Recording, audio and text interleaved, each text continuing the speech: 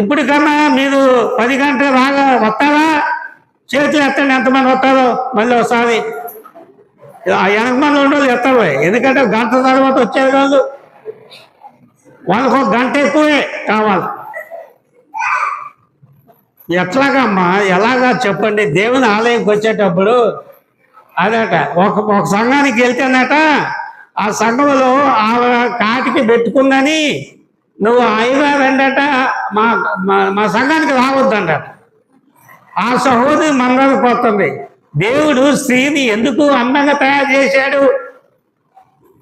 ఆదారం నేడు గాఢ నిద్ర కలిగి చేసి ఆ పక్కటెముకలు ఆయన పక్కటెముకలో ఒక తీసి ఇది నా వల్ల తీయబడింది కాబట్టి ఇది నాది అని పిలవబడును అన్నాడు. అవునా కదా?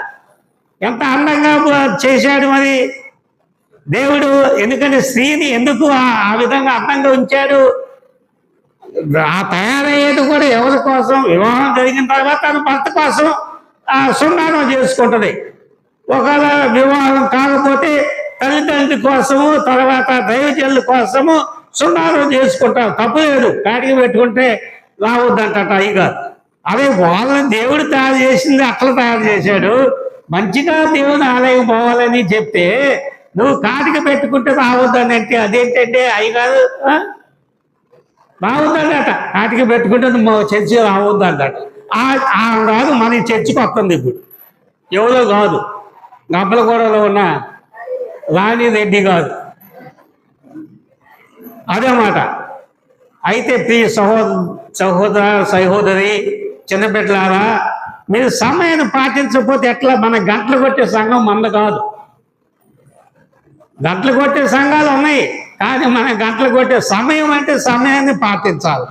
మరి ఎందుకు మీరు ఆలస్యం వస్తున్నారమ్మా? 8 మంది ఉండదు ఎందుకు వచ్చారా అంతమంది? ఆ గ్రూప్ అంతా ఇప్పుడు తల ఉంచుకొని వస్తున్నారు. ఎన్నిసార్లు చెప్పాలమ్మా మీకు ఆదివారం నాడు పెందల కాడ లేచి, ఏ స్త్రీ అయితే ఆదివారం నాడు పెందల కాడ లేచి తర్వాత మీ పనులన్నీ పూర్తి చేసుకొని పిల్లల్ని తయారు చేసుకొని మీ భర్తకి చెప్పి మీరు రావాలా. మీరే వస్తున్నారు కానీ మీ భర్త రావట్లే. మీరు దేవుని రాజ్యానికి వెళ్తారు, వాళ్ళు ఎక్కడికి వెళ్తారో మీకు తెలుసు. అయితే మీకు ఎన్ని చెప్పినా కూడా ఈ చెవితో వింటారు, ఈ చెవితో తీసేస్తారని సగం నాకు తెలుసు. అందుకోసమని చెప్పడం మానేస్తాను. దేవుని వాక్యంలోకి వెళ్దాం మనం.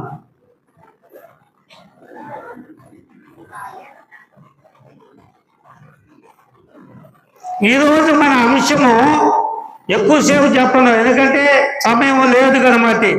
దేవుని యందు నమ్మిక ఉంచుట. ఏంటమ్మా మన అంశం ఏంటి? అలా దేవుని యందు నమ్మిక ఉంచుట. యోహాను సువార్త 3వ అధ్యాయము 16వ వచనంలో చూస్తే, యోహాను సువార్త 3వ అధ్యాయము 16వ వచనంలో మాథ్యూస్ గారు తర్వాత మావేస్ గారే చదువుతారు. స్త్రీలు ఎవరు చదవకూడదు. నేను ఉన్నప్పుడు దేవుడు లోకం ఎంతో ప్రేమించడం కాగా ఆయన తన అద్వితీయ కుమారునిగా పుట్టిన వాని యందు విశ్వాసం ఉంచు ప్రతి వాడును నశింపుగా నిత్య జీవం పొందినట్లు ఆయనను అనుగ్రహించెను. కాబట్టి దేవుడు లోకంని ఎంతో ప్రేమించాడు. తన అద్వితీయ కుమారుడిని యేసుక్రీస్తు ఈ లోకంలో పంపినాడు.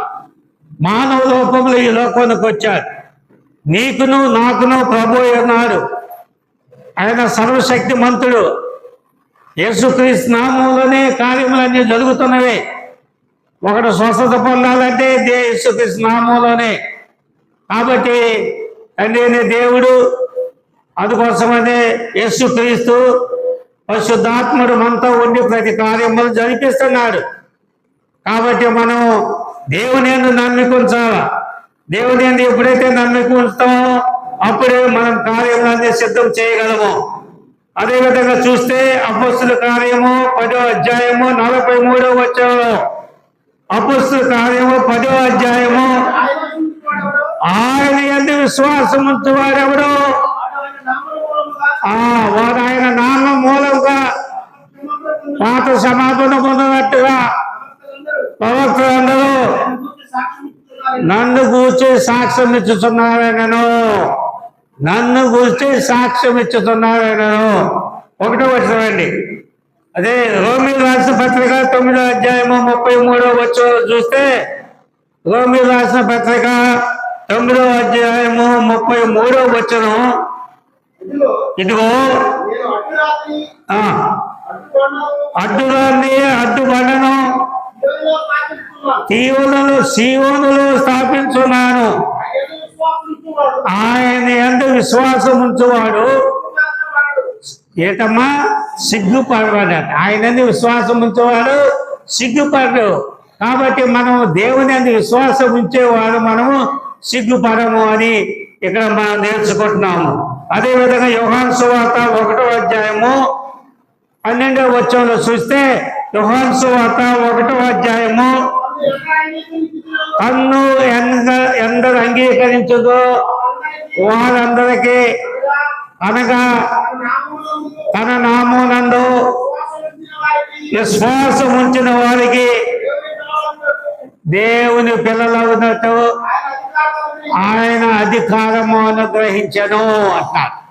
దేవుని యందు నమ్మకం ఉంటే ఇవన్నీ కూడా మనకు జరుగుతాయని సంగతి లేఖన భాగం ద్వారా మీకు తెలియపరుస్తున్నాను. అదేవిధంగా యోహాను సువార్త 3వ అధ్యాయము 18వ వచనంలో చూస్తే, యోహాను సువార్త 3వ అధ్యాయము 18వ వచనం, ఆయన యందు విశ్వాసముంచువానికి తీర్పు తీర్చబడను. విశ్వసింపని వాడు ఈ దేవుని అద్వితీయ కుమారుని అన్న నామమందు విశ్వాసం ఉంచలేదు గనుక వానికి ఇంతకు మునిపే తీర్పు తీర్చబడెను అంటున్నాడు. కాబట్టి ఆయన న్యాయపీఠం మీద, ఆయన సింహాసనం మీద మనమందరూ ఉంచవలసిందే. ఎవరు కూడా తప్పించుకోవటానికి వీలు లేదు. కాబట్టి ఆయన రాకడ సమీపంలో ఉన్నది. చూడండి, ఎక్కడ పడితే ఈ యుద్ధం ప్రపంచమంతా అల్లుకల్లారంగా ఉన్నది. తర్వాత ఇజ్రాయేల్, USA, అమెరికా, అదేవిధంగా మరి ఇరాన్ మీద దాడులు చేస్తున్నారు. ఇరాన్లు కూడా మరలా తిరిగి దాడులు చేస్తున్నారు. అయినప్పటికీ కమానీ అనేవారు అక్కడ ఇజ్రాయిల్ కాక వాళ్ళు USA వాళ్ళు ఇరాన్లో ఉన్న కమానీని ఆయన చంపివేస్తున్నారు. అదేవిధంగా వాళ్ళ సైనికులు 8 మంది పెద్ద మరి జనరల్లో మరి పెద్ద పదవులు ఉన్న వాళ్ళందరూ కూడా మరణించున్నారు. కాబట్టి భయంకరమైన యుద్ధం జరుగుతున్నది ప్రియ సహోదరా సహోదరి. అదే విధంగా దేవుని యేసయ్య రాకడ సమీపంలో ఉన్నా కాబట్టి గలిలయ ప్రజలందరూ చూస్తూ ఉండగా ఏ విధంగా ఆయన అహోరాల మీద వెళ్ళాడో అదే రీతిగా మేఘాలు ఊపరై ఆయన మరలా తిరిగి వస్తాడు యేసయ్య. కాబట్టి మనము ఓదంగలోనే ఇవన్నీ జరుగుతాయి. ఇంకా అప్పుడు భూకంపాలు, తర్వాత ఇంకా అనేక కార్యములు జరగనే ఉన్నవి. కాబట్టి మీరు మట్టికి మెలకుగా ఉండండి, తర్వాత జాగ్రత్తగా ఉండండి. దేవుని యందు భయం కలిగి మనం ఎప్పుడైతే జీవిస్తామో అప్పుడే మనం ఇవన్నీ ఆశీర్వాదాలు మనం పొందగలం. దేవుని యందు నోటితో చెప్పుకోవటమే కాదు, క్రియల ద్వారా ఆయన కనపరచాలి. క్రియలు లేని విశ్వాసము మృతము. ఏంటమ్మా? క్రియలు లేని విశ్వాసము మృతము, చనిపోయిన దాంతో సమానమే. క్రియల ద్వారా మనం కనపరచాలి. అదేవిధంగా మత్తయి సువార్త మరి చూడండి, చదవద్దు, నేను చెప్తున్నా. మత్తయి సువార్త, అదే మార్కు సువార్త, లూకా సువార్త, యోహాను సువార్తలో ఏమి రాయబడి ఉందమ్మా చెప్పండి. ఎంతమందికి తెలుసో చేతులు ఎత్తండి. ఎంతమంది తెలుసో చేతులు ఎత్తండి. ఈ 4 సువార్తలు ఏమి రాయబడి ఉన్నది? యేసు క్రీస్తు జననము, ఆయన మరణము, ఆయన పునరుద్ధానం. చెప్పండి ఒకసారి. యేసు క్రీస్తు జననము, ఆయన మరణము, తర్వాత పునరుద్ధానము. ఈ 4న యేసు ప్రభువు స్వయంగా ఈ 4 అధ్యాయాలలో ఆయన మాట్లాడిన మాటలు మనం మీకు తెలియపరుస్తారు. మరి ఇంతవరకు మీరు మరి ఈ 4 అధ్యాయాలలో యేసుక్రీస్తు జననము, ఆయన మరణము, పునరుద్ధానము గురించి మీరు అయ్యగారులు అనేక సార్లు మీకు చెప్పి ఉంటారు. కానీ మీరు మళ్ళీ దానికి జవాబు చెప్పట్లేదు. అయినప్పటికీ పర్వాలేదు, మీరు ఎప్పుడన్నా మీరు అడిగారనుకో ఎవరన్నా, ఈ 4 సువార్తలలో ఏంది అంటే మీరు ఏమనాలా? యేసుక్రీస్తు జననము, ఆయన మరణము, పునరుద్ధానము గురించి రాయబడి ఉందని చెప్పాలి. మీరు చెప్తారు అట్లా ఈసారి? అలానే. కాబట్టి మా పెద్దమ్మ డాక్టర్ మేరీ రోజా రమణి PhD చేసింది, ఎడ్యుకేషన్లో డాక్టర్. అదేవిధంగా మా కుమారుడు BCA చేశాడు ముందుగానే. తర్వాత బెంగళూరులో చదివాడు. ఇప్పుడు సొంతగానే కంపెనీ పెట్టుకొని నడిపిస్తున్నారు. ఆదిన్ దాస్ అని వారేమో ఫౌండరు, మా మనవడు వైస్ ఫౌండర్ ఆశీష్ కుమార్. మనం అందరూ ముద్దుగా టోనీ అని పిలుస్తాము. అది పేరు ఆశీష్ కుమార్. మరి మనకు వర్షిప్ ఉంది. ఇప్పుడు నేను ముగిస్తున్నాను. వర్షిప్ అయిన తర్వాత మళ్ళీ స్త్రీలకు ప్రత్యేకంగా ఉంటుంది. తర్వాత అమ్మగారు కొంత అల్పాహారం కూడా తీసుకొచ్చారు మీకు. ఎందుకంటే వాక్యం విని అలసిపోతారేమని మీరు అల్పాహారం తీసుకొచ్చారు అమ్మగారు మీకు. అందుకోసాన్ని మీకే కాదులే, మగవాళ్ళు కూడా ఉన్నాయి. మీరేం భయపడినాకర్లేదు. ఆడవాళ్ళకే ఇస్తారు కదా, మగవాళ్ళు మాకీరేమో వాళ్ళు అనుకుంటారు. ఉంది, మీకు కూడా ఉంది, మనకందరికి కూడా ఉంది, నాకు కూడా ఉంది. దాంట్లో అయ్యగారికి కూడా ఉంది. ఏంటి మ్యాథ్యూస్ గారికి కూడా ఉంది, అలానే మారేష్ గారికి కూడా ఉంది. తర్వాత మరి సునీత వచ్చిందిగా, మా కోడలో లక్ష్మి వచ్చింది. ఇక్కడ మారేష్ గారి సతీమణి సునీత కూడా మన మధ్యలో వచ్చి ఉన్నది. అలానే మరి మన స్థానిక సంఘంలో ఉన్న మరి మనకందరికీ తెలుసు అన్నయ్య గారు కూడా మన మధ్యలో ఉన్నాడు. అలాగే చూస్తే మరి వేరే అయినా కూడా మనమే ప్రభువులో తీసుకొచ్చాము. వసంతరావు గారు కూడా ఆయన మన మధ్యలో ఉండటం ఎంతో ఆనందకరం. కాబట్టి ఈ వాక్యం ద్వారా ముగిస్తున్నాను. తర్వాత తక్కిన కార్యమంతా మ్యాథ్యూస్రావు గారు, మారేష్ గారు చేస్తారు.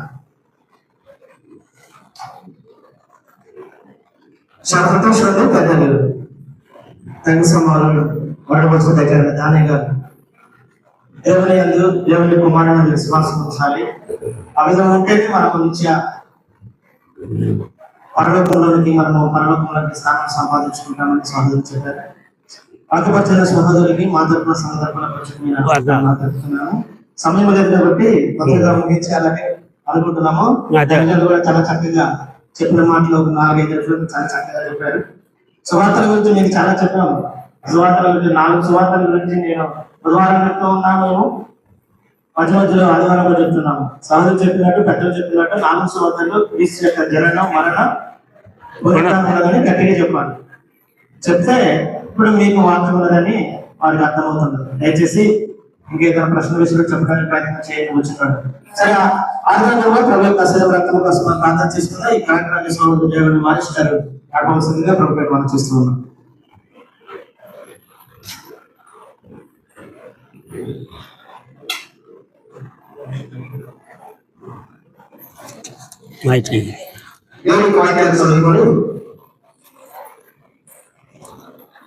ప్రభు యొక్క శరీరం కోసం ప్రార్థన చేస్తున్నాం.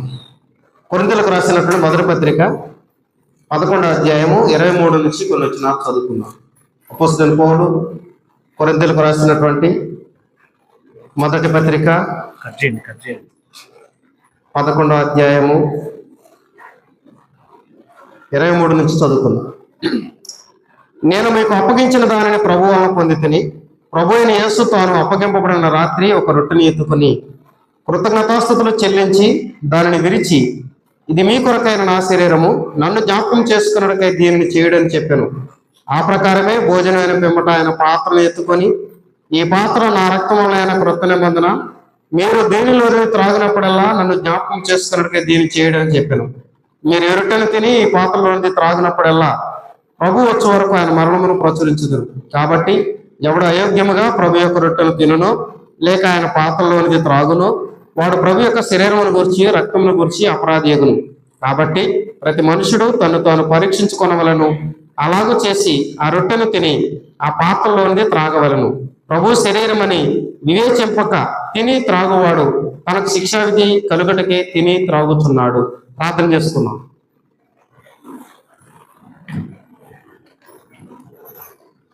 ప్రార్థన. మహాగణుడ, మహోన్నతుడ, పరిశుద్ధుడ, గొప్పదేవుడా, మీ స్తుతులు స్తోత్రములు తండ్రి. ఇదిగో నేను ఆరాధన భాగముగా నీ కుమారుని శరీరాన్ని మేము తీసుకొని చుంటుండగా ఏ రొట్టె కాదు కానీ నీ కుమారునికి శరీరం అని, మా పాపలను కరువుల శిలువలో నలగొట్టబడిన శరీరం అని గుర్తిరిగి అయోగ్యముగా కాకుండా యోగ్యముగా దీన్ని తీసుకునే భాగ్యాన్ని దయచేయండి. ఇంకెందరైతే ఇటువంటి సహవాసానికి దూరముగా ఉన్నారు, నిశ్చితమైతే వారు కూడా బాప్తిసం ద్వారా ఇటువంటి సహవాసం కలిగి ఇవనని ఈ రొట్టెలో చేయబెట్టడానికి కావలసినటువంటి వారికి మంచి మారు మనసును దయచేయమని సన్నిధిలో ప్రార్థన చేస్తూ ఉన్నాం. మేము తీసుకొని చుంటుండగా మా యొక్క హృదయ పరిశీలన చేసుకొని యథార్థమైన పరిశుద్ధమైన పవిత్రమైన హృదయంతో నేను తీసుకునే భాగ్యాన్ని మాకు అందరికీ దయచేయమని మా రక్షకుడైన యేసుక్రీస్తు నామమున ఈ ప్రార్థన అడిగి పెడుకొనుచున్నాము తండ్రి. ఆమేన్.